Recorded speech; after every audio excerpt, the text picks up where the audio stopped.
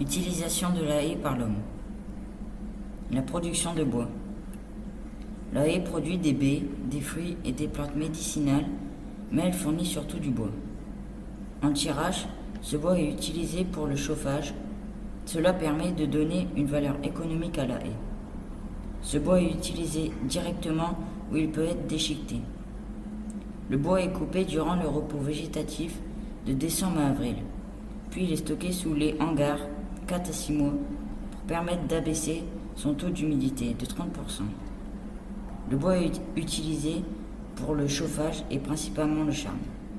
Cette arme était aussi utile pour fabriquer des manches à outils, pour la construction mécanique des moulins et pour faire les roues de charrettes. Les hommes utilisent des baies pour se nourrir. On peut manger des fruits sauvages comme les griottes, le sureau noir, des mûres, etc. On peut ramasser des mûres pour faire des gelées, du sirop, de la tarte aux mûres et des confitures. Attention, il ne faut pas manger n'importe quelle baie car certaines sont toxiques, les fruits de lierre, du troène, etc. Il faut aussi en laisser pour les oiseaux en hiver. On peut également faire des provisions de fruits pour les mettre dans les mangeoires destinés aux oiseaux. Les cultures sont moins belles au long d'une haie, mais ce n'est pas grave car la haie améliore les récoltes de 6 à 20%. La haie fournit de l'engrais.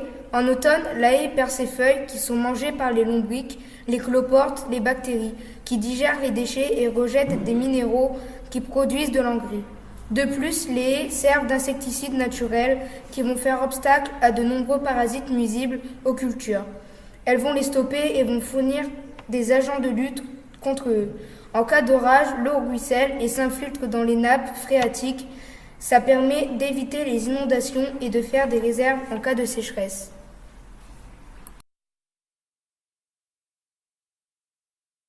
Depuis quelques années, on arrache les haies car on leur reproche plusieurs choses. De prendre trop d'eau par rapport à l'herbe, de faire trop d'ombre, d'occuper trop de place, d'empêcher l'utilisation des machines agricoles et de prendre trop de temps pour les entretenir. Pourtant, les haies apportent des avantages. La protection du bétail contre le vent, la pluie, le soleil et le froid. La haie forme également un paravent pour les récoltes des agriculteurs, mais il faut une haie bien feuillue.